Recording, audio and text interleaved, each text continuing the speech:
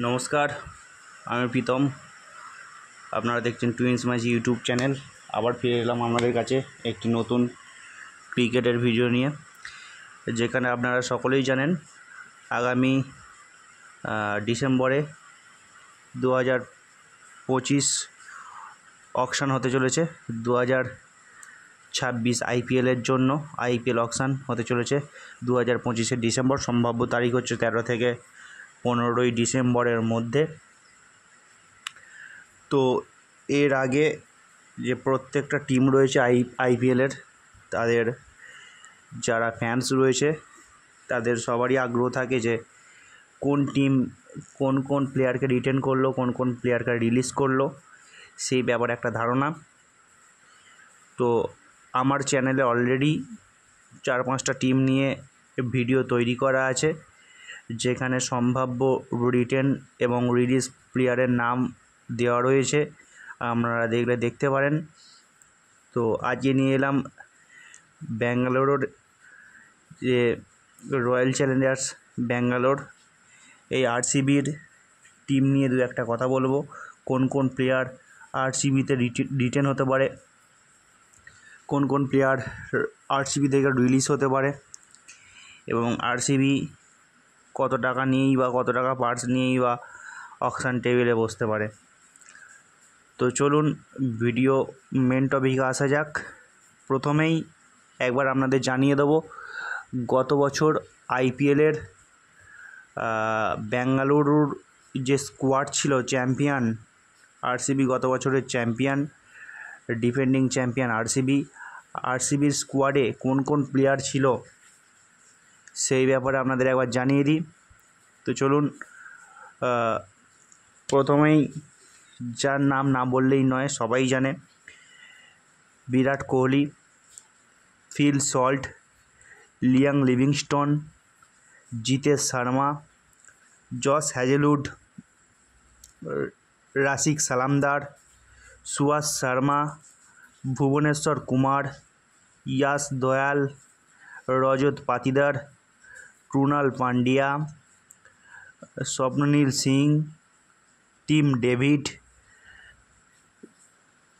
Jakhar Bethell, Romario Shepherd, Nuwan Thushara, দেবদূত পাদিক্কল, স্বস্তিক চিকারা, মনোজ ভান্ডেগি, লুঙ্গি Ngidi, অভিনন্দন সিং ও মোহিত রাথে। এই ছিল ব্যাঙ্গালোরের গত বছরের স্কোয়াড। তো এবার যদি আসা যায় ব্যাঙ্গালোর কোন কোন প্লেয়ারকে রিটেন করতে পারে, অর্থাৎ ব্যাঙ্গালোরের সম্ভাব্য রিটেন প্লেয়ার কারা কারা হতে চলেছে এবং রিলিজ প্লেয়ার কারা কারা হতে চলেছে। তো প্রথমেই বলে রাখি, গতবারের চ্যাম্পিয়ন হচ্ছে আরসিবি, তাই আরসিবি ম্যানেজমেন্ট তাদের চ্যাম্পিয়ন টিম, অর্থাৎ তাদের যে কোর টিম, সেই টিমকে সহজে ভাঙতে চাইবে না, কারণ ওই টিম নিয়েই এত বছর পর আরসিবি কিন্তু একটা ট্রফি পেয়েছে, চ্যাম্পিয়ন হয়েছে। গত বছরের আইপিএল অর্থাৎ 2025 আইপিএলের চ্যাম্পিয়ন হচ্ছে আরসিবি। সুতরাং চ্যাম্পিয়ন্স টিম কিন্তু আরসিবি ম্যানেজমেন্ট সহজে ভাঙতে চাইবে না। তা হলেও কিন্তু টিমের মধ্যে দু একটা ফাঁক ফোকর রয়েই গেছে। আরসিবি যতই চ্যাম্পিয়ন টিম হোক না কেন, তাদের মধ্যেও কিন্তু ফাঁক ফোকর রয়ে গেছে। তো দু একটা পরিবর্তন আমার মনে হয় নিশ্চিত এই আরসিবি টিমে। পুরো টিমটাকে ম্যাক্সিমাম প্লেয়ার চেঞ্জ না করলেও দু একটা চেঞ্জ আমার মনে হয় হচ্ছেই আরসিবি টিমে। তো আগে আপনাদের জানিয়ে দিই সম্ভাব্য রিটেন প্লেয়ার কে বা কারা হতে চলেছে আরসিবির। তো চলুন নামগুলো বলি রিটেন প্লেয়ারের। Virat Kohli, Phil Salt, Jitesh Sharma, Josh Hazlewood, Bhuvneshwar Kumar, Yash Dayal, Rajat Patidar, Krunal Pandya, Romario Shepherd, Lungi Ngidi. এই যে নাম বললাম, এই কটা প্লেয়ার কিন্তু আরসিবিতে রিটেন হচ্ছে রিটেন হওয়ার সম্ভাবনা 99%। আমার মনে হয় যে কটা নাম আমি বললাম এর মধ্যে থেকে একটা প্লেয়ারকেও কিন্তু আরসিবি রিলিজ করবে না। এই কটা প্লেয়ারকে রিটেন কিন্তু করবেই আরসিবি, একদম গ্যারেন্টি। মিলিয়ে নেবেন আপনারা যখন অরিজিনাল আরসিবির রিলিজ এবং রিটেন লিস্ট প্রকাশ হবে, তখন মিলিয়ে নেবেন। এই সব নামগুলো অবশ্যই পাবেন রিটেন লিস্টে, থাকবেই 100%। বাকি যেসব প্লেয়াররা রয়েছে, বাকি প্লেয়াররা যদিও দু একটা প্লেয়ারদের আরসিবি ম্যানেজমেন্টের পছন্দ হলেও আমার মনে হয় আরসিবি ম্যানেজমেন্ট কিন্তু বাকি প্লেয়ারদের নিলামে তুলে আরও কিছু চেষ্টা করো অন্য কোনো প্লেয়ার নেওয়ার। কিছু আনক্যাপড প্লেয়ারকে অকশানে তুলে হয়তো আরেকটু ভ্যারাইটিস কোনো অন্যরকম প্লেয়ার, একটু ভালো ব্যাটিং হাত আছে বা ভালো বোলিং হাত আছে, এই ধরনের প্লেয়ার কিছু নিয়ে আসার চেষ্টা করতে পারে।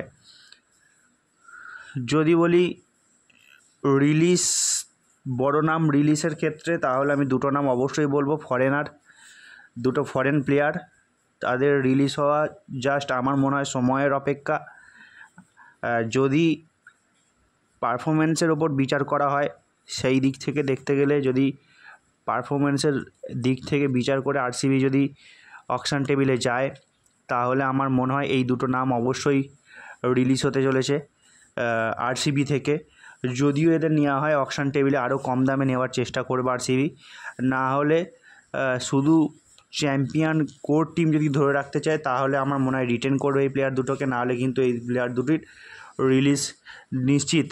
তারা হলেন হচ্ছে লিয়াং লিভিংস্টন এবং টিম ডেভিড। এরা দুটো প্লেয়ারের কিন্তু কিচ্ছু নাই, এরা কিন্তু বিগ জিরো। সারা সিজন জুড়ে কিন্তু এরা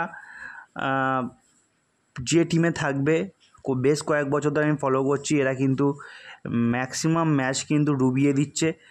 ওই ধরুন 14টা 16টা করে যদি ম্যাচ হয় একটা সিজনে একটা টিমের, তাহলে ওই একটা কি দুটো ম্যাচ হয়তো একটু ভালো খেলে দিচ্ছে, বাকি সব কটা ম্যাচ ফ্লপ। এইভাবে একটা ফরেন প্লেয়ারকে শুধু বেশি টাকা দিয়ে কিনে শুধু ফরেন প্লেয়ারকে এরকমভাবে বসিয়ে রাখা, অথবা ওই 2, 5, 7, 10, 20 এরকম রান করে দিয়ে চলে গেল, এরকম ধরনের প্লেয়ার আমার মনে হয় না খুব একটা প্রয়োজন।